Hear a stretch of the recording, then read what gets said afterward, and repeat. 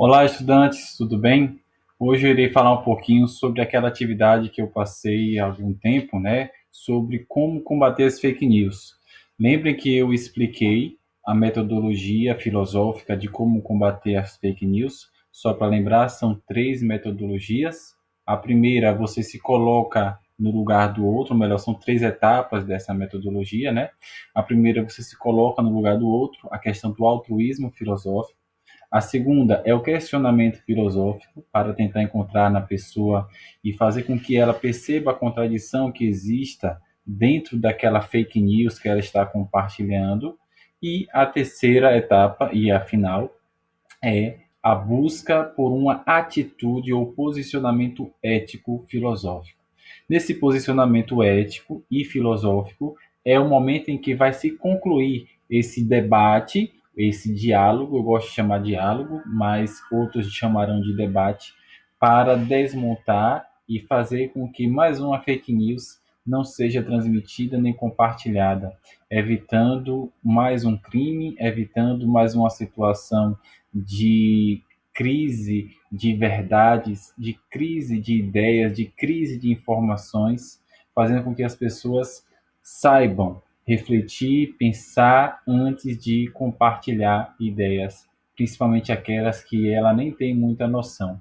Mas por vir das redes sociais, por vir das TICs, né, das tecnologias da comunicação e informação, todas elas, computadores, internets, televisões, rádios, revistas, jornais, muitas vezes estão ali presentes, né, sem fundamento filosófico ou sem fundamento científico. Por isso que, por mais que seja bem mais comum encontrar as fake news nos ambientes de redes sociais, Facebook, Orkut, nem mais existe, né, Orkut, WhatsApp, Instagram ou algo do tipo, não quer dizer que isso não venha a ocorrer, né, em alguns meios de comunicações mais sérios, né? Às vezes, uma própria emissora jornalística pode compartilhar uma fake news e depois vir, né, a retificar e se corrigir diante daquela fake news compartilhada ou informada, tá certo? Vamos lá. Então eu peguei três exercícios, né, para servir de modelo para a nossa correção de hoje. Um dos exercícios, uma estudante colocou o seguinte: professor, eu pesquisei a fake news que tinha como grande slogan essa informação: vacina causa autismo, né? Ou seja, ela encontrou naquela informação, naquela publicação, naquele exemplo, uma forma de como desmontá-lo, ou seja, vacina causa autismo. O que foi que essa estudante fez? Eu achei bem interessante, porque ela se utilizou não só da atitude filosófica, do questionar para compreender e tentar investigar para saber se de fato existe alguma verdade naquela frase.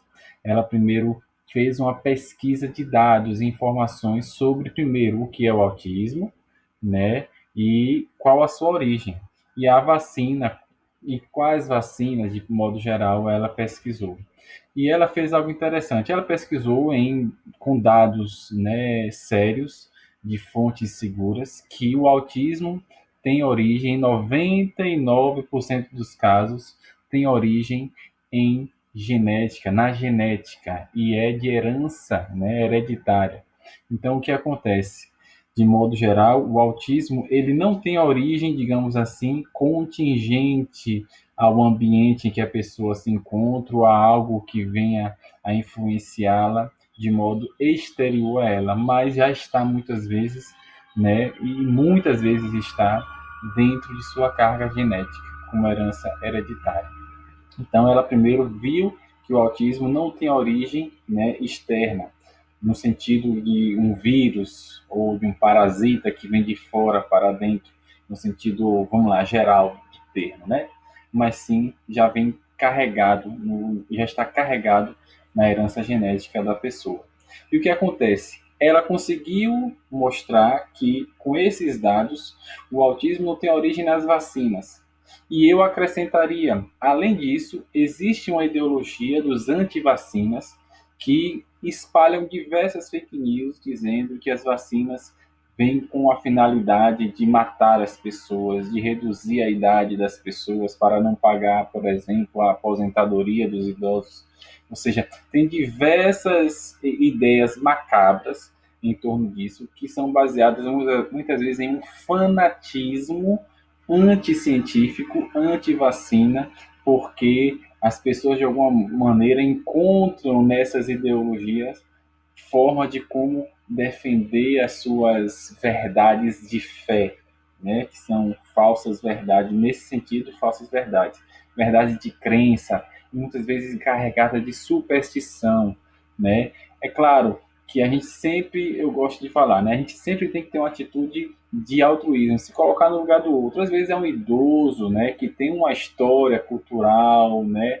De uma geração passada, né? Que é muito mais que vê muito mais as tecnologias e as novidades como algo estranho a elas e muitas vezes como opostos à sua cultura, que como uma forma de que venha ajudar a desenvolver a vida humana, certo?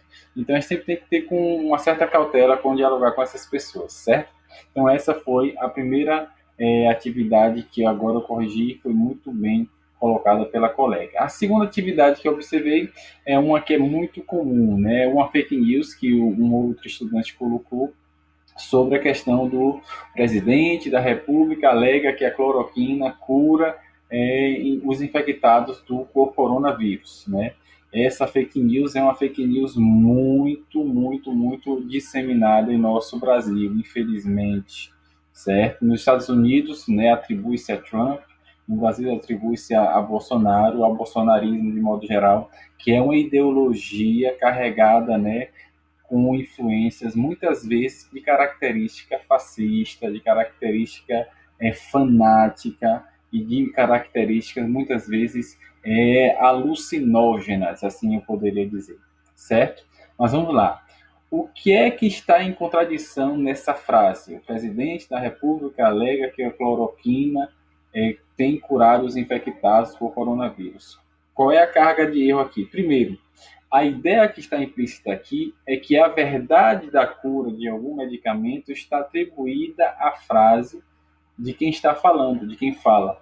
Essa aqui a gente chama de argumento falacioso, que a verdade não está na frase pela frase, mas sim por causa de quem a fala, de quem a diz.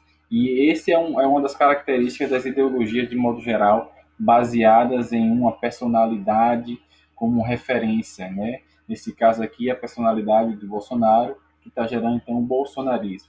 Ou seja, tudo o que ele diz é verdade, no sentido de que se quem está falando é Bolsonaro, logo vai ser verdade. É a autoridade em que eu tenho como referência. Isso é ideologia. Isso é alienação mental. Você voluntariamente, por uma identificação empática, afetiva, ou seja lá o que você tenha por aquela personalidade, você acredita tudo que venha da palavra dela. Mesmo que ela depois desminta e diga, olha, não era bem assim que ele dizia, aí você vai e diz a mesma coisa, não é bem assim que ele quis dizer, então é verdade que agora ele está trazendo uma retificação, ou seja, o que ele disser, aquela referência que for dita, vai ser sempre como verdade quase que absoluta, porque essa ideia aqui é a ideia de que eu tenho uma referência, uma autoridade na qual eu ponho toda, entre aspas, minha esperança de verdades, de ideias, de conhecimento, certo? Então, nesse sentido aqui, o que é que nós estamos falando? Existe sim uma falácia já na frase, porque atribui-se à autoridade a importância da frase. Qual é a outra falácia e o equívoco? Que não é nem tanta falácia assim, mas uma contradição. A questão da cura. A questão da cloroquina, ela é colocada como uma cura para combater todos os que foram infectados pelo coronavírus. Na prática, na realidade, não foi visto em lugar nenhum no mundo alguém que, ao tomar cloroquina, depois, vamos lá, de alguns dias, curou. Estava totalmente curado em consequência daquela pílula que ele tomou. Não existe nem comprovação laboratorial que a cloroquina vai lá e cura aquele resquício de sangue, tira todos aqueles vírus e mata os vírus. né? O que está se vendo é que o próprio corpo humano, de uma maneira natural da defesa humana, está constituindo, né? Você sabe que existem corpos brancos e vermelhos, estão buscando anticorpos para combater não só o coronavírus, mas qualquer vírus ou qualquer corpo estranho que venha a entrar dentro da corrente sanguínea humana. A própria natureza biológica do ser humano vai buscar, né, combater. Aí o que acontece? Às vezes a pessoa toma, eu tomei ontem uma água com açúcar e hoje acordei melhor da gripe. Então, a água com açúcar cura da gripe. Ora, isso aí não é nada mais, nada menos que uma consequência ou uma tentativa interna do ser humano de dar causalidade a tudo que é imediato. E muitas vezes o que acontece? Foi uma coincidência, uma grande coincidência que você acordou melhor depois da água com açúcar. Não quer dizer que foi a água com açúcar que fez a cura. Para você ter certeza que foi isso que te curou, você vai precisar ir em laboratório e analisar o que a água com açúcar faria para te curar de uma gripe, por exemplo. É um exemplo simples aqui. Em outros países tem até gente tomando água sanitária porque uma autoridade que é referência para aquela população alienada àquela ideologia, por essa autoridade ter dito, olha, água sanitária cura. E aí, muita gente está parando nos hospitais por intoxicação. E olha que isso é só um exemplo, parece bem banal, né? Mas se a gente analisar filosoficamente, é o que acontece. Filosoficamente, as pessoas estão tão desesperadas em busca de uma solução rápida que procuram logo uma referência e nessa referência encontra todas as suas esperanças e nela deposita o que essa esperança disser, eu acredito e vou buscar e vou seguir. Então, gente, é sim uma gravidade enorme, não só as fake news de modo geral, mas as ideologias que estão por trás de várias situações, não só baseadas, né, nas informações das fake news. A fake news é apenas a ponta de um grande iceberg que está por trás, que é toda a carga ideológica alienante que está por trás das fake news. A fake news é apenas a ponta, já é a consequência, apenas aquilo que busca manipular mais e mais e tentar agregar mais e mais alienados a uma certa ideologia. Certo? Isso aqui é um exemplo. Um outro exemplo, que é bem polêmico, mas aí eu fiz uma correção ao estudante que fez esse exemplo, diz o seguinte, ele disse o seguinte, esse estudante, que Deus mandou o seu filho para morrer por todos. Ele colocou essa frase como um exemplo de fake news. Olha a frase que ele colocou.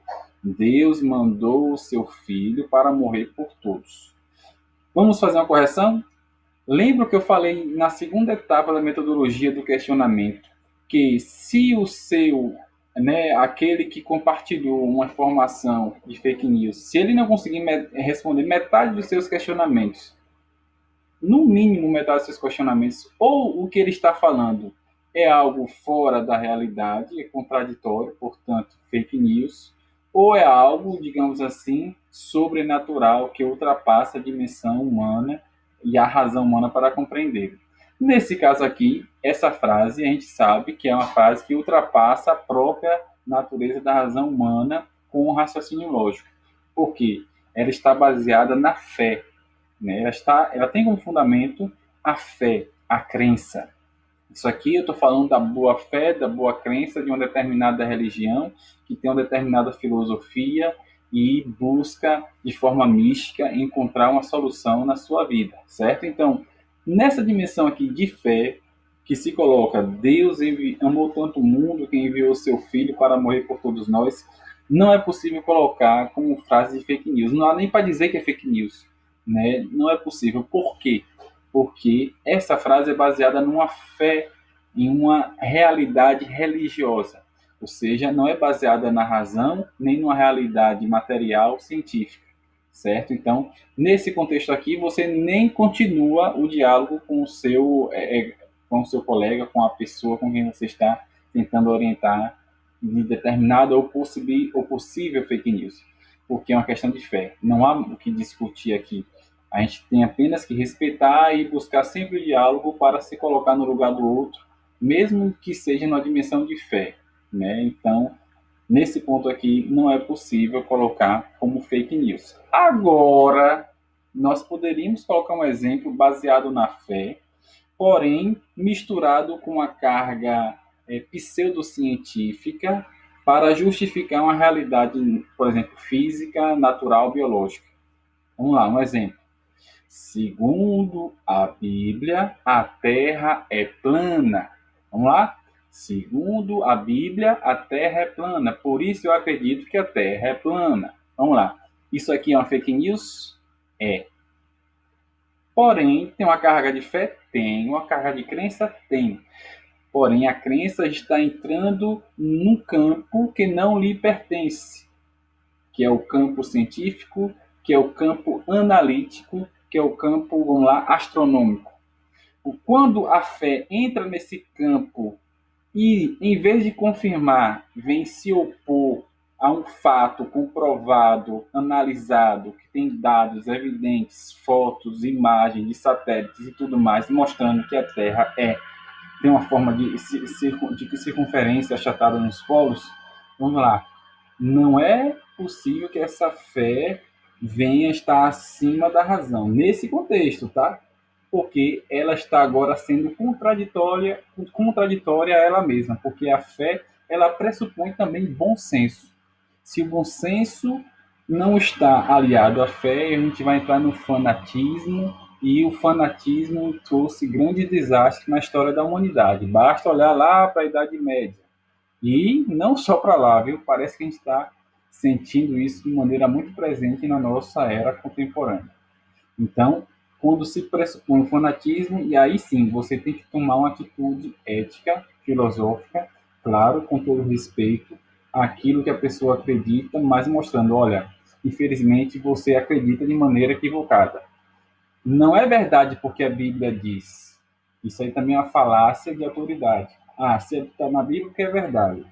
Se está na Bíblia que a Terra é plana, então é verdade que a Terra é plana. Bom, tem muita coisa que é verdade que está na Bíblia, até no sentido mesmo biológico, né? Mas nesse contexto, para essa informação, há um equívoco muito grande. Então, mesmo supondo que a Bíblia dissesse que a Terra é plana, infelizmente eu não posso acreditar na Bíblia nessa afirmação, porque o que eu vejo, analiso, evidencio com dados físicos e científicos se contradiz. Então, eu não posso entrar nesse campo de fanatismo.